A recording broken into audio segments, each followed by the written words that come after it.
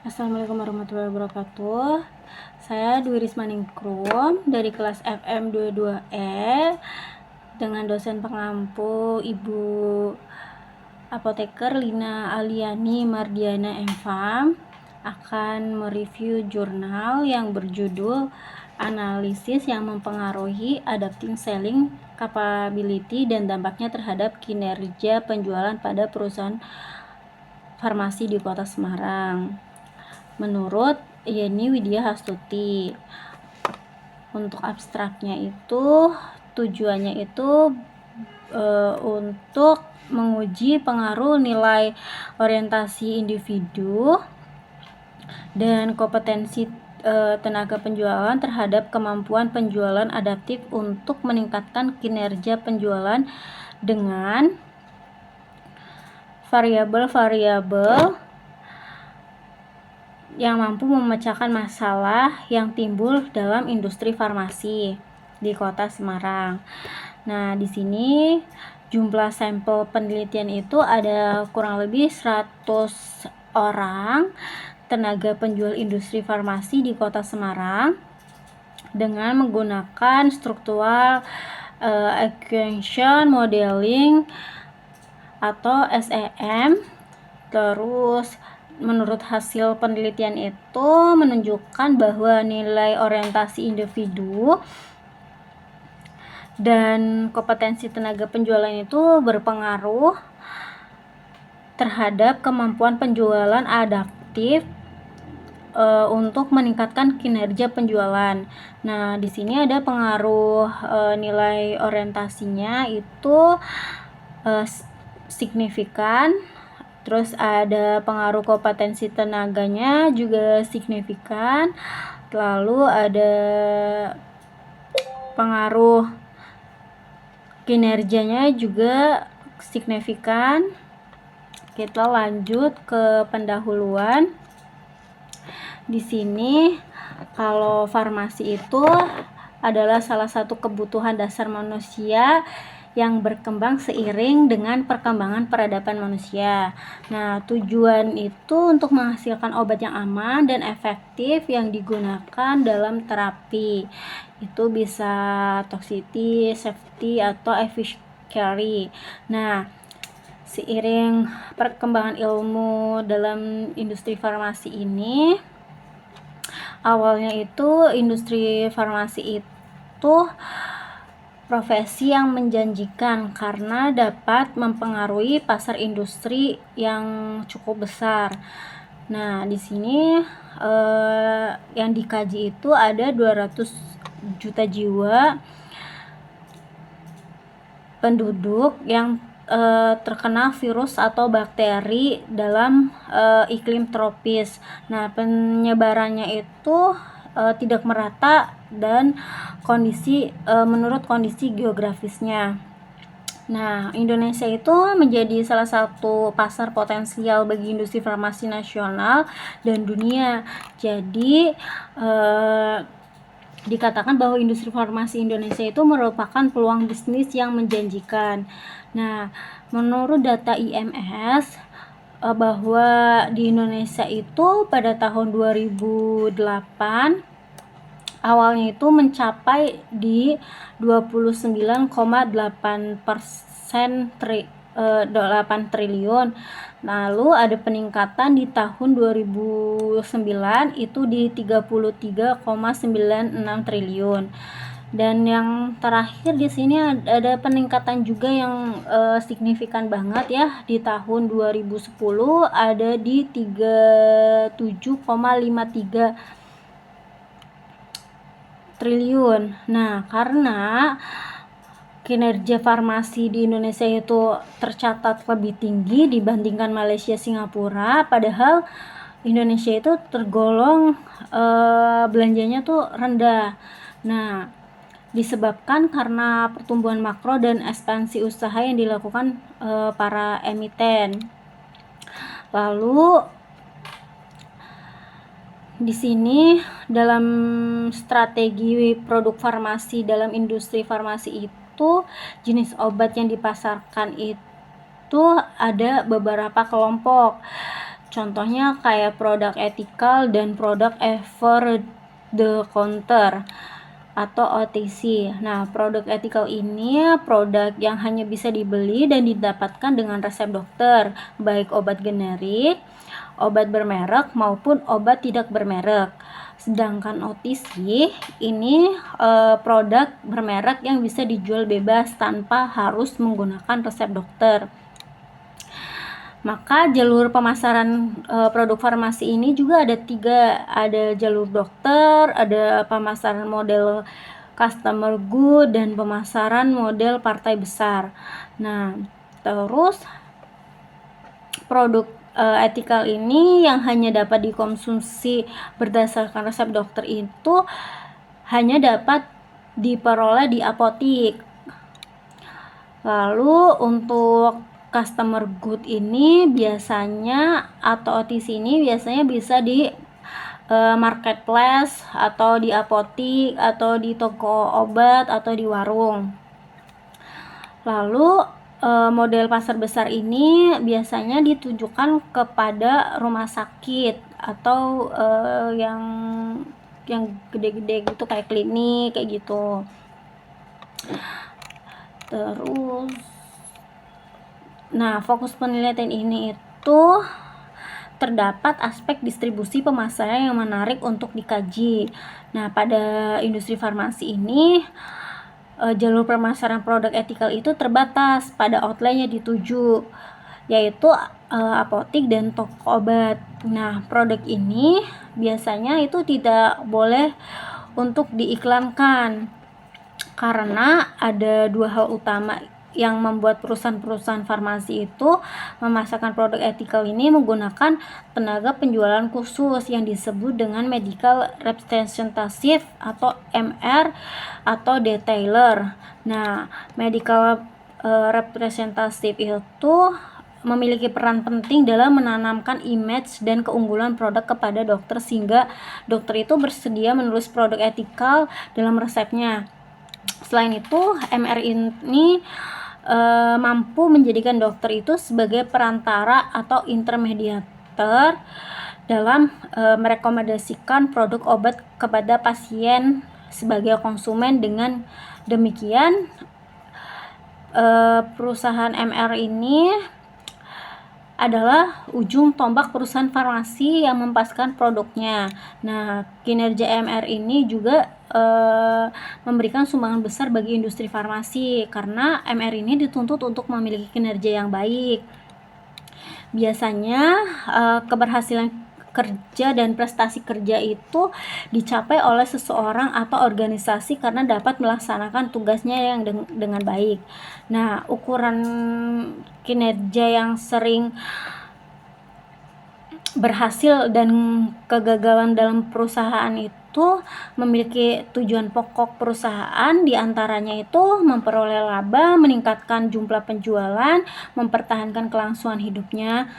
Sedangkan penurunan itu pertanda buruk bagi tiap perusahaan atau pelaku usaha, bahkan dianggap awal kehancuran.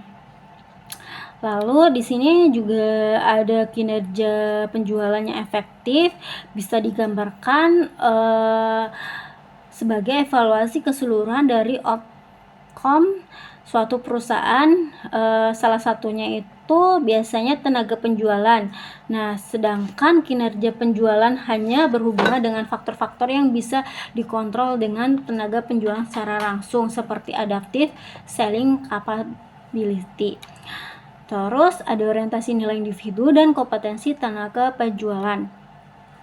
Nah, industri farmasi ini menjalin relasi itu biasanya pelanggannya itu dokter, terus karena memerlukan untuk memahami kebutuhan dan keinginan pelanggan, sehingga MR ini merupakan manifestasi dari strategi personal selling yang paling penting di antara komponen promotion mix. Terus di sini juga ada pesan pemasaran itu dengan kebutuhan dan keyakinan spesifik dari konsumen. Medianya itu biasanya yang ditargetkan menginginkan itu konsumen di segmen tertentu. Nah, di sini keuntungan utama personal sellingnya itu bisa beradaptasi dengan kebutuhan dan keinginan individu konsumen. Lalu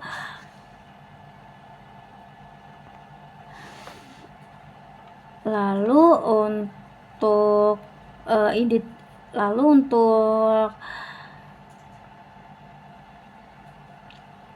menjadi kunci dalam penambahan nilai pelanggan itu bisa membantu untuk mengidentifikasi peluang baru dan mempengaruhi intensitas pembelian di masa datang. Nah, di sini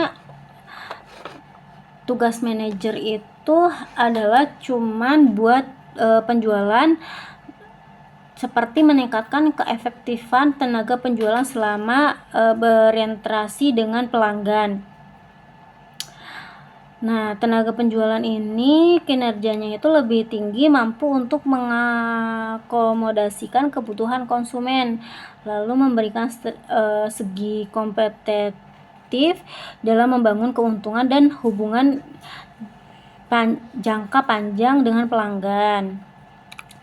Kalau sikapnya itu biasanya berkaitan dengan kesuksesan hasil penjualan yang secara efektif menerima dan bertindak terhadap lingkungan, dimana disebut dengan adaptive selling capability. Kalau komunikasi verbal dan non-verbal ini menerapkan interpretasi komunikasi persuasif.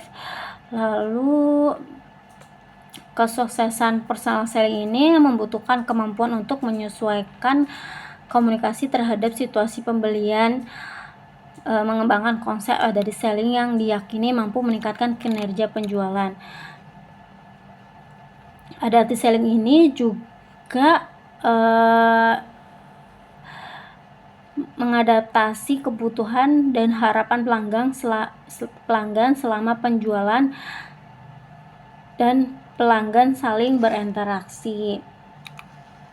Kalau prakteknya itu tenaga penjualan itu untuk mengeksploitasi keunggulan personal sellingnya. Nah, dengan interaksi pelanggan yang dilakukan berdasarkan pada informasi yang diterima mengenai situasi penjualan. Adaptive selling ini bisa melakukan perubahan yang tepat dalam melakukan penjualan sesuai situasi penjualan yang dihadapi. Bahkan bisa membuktikan bahwa penerapan adaptive selling ini meningkatkan kinerja tenaga penjualan. Lalu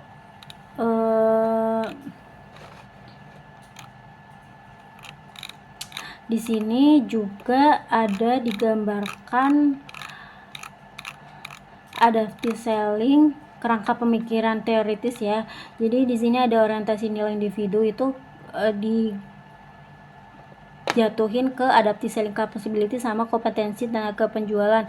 Nah, adaptive selling ini yang dilakukan itu sama ke kinerja penjualannya.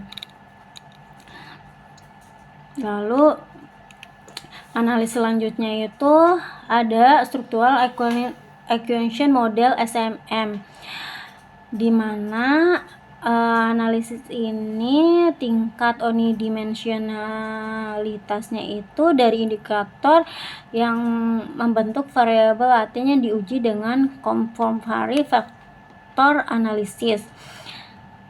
Dari data yang tahap full model SEM ini melakukan uji statistik. Di sini ada tabel pada 4.1 ya, hasil pengujian struktural. Nah, bisa dilihat di sini juga menunjukkan bahwa model ini yang sesuai dengan data atau yang digunakan penelitian seperti tabel berikut. Di sini hasil pengujian kelayakan model structural acquisition tadi sel, terus hasilnya itu tingkat signifikan hubungan antar variabel melalui nilai probabilitas ada, baik, dan cukup baik ya. Terus pada tabel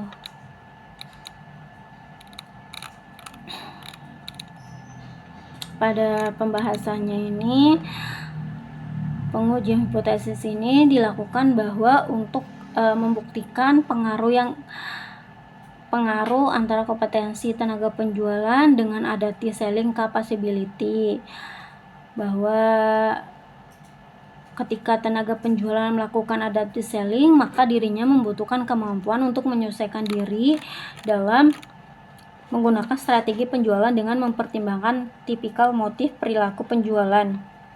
Dengan kata lain ini, kompetensi yang dimiliki tenaga penjualan itu lebih mudah melakukan adaptive selling.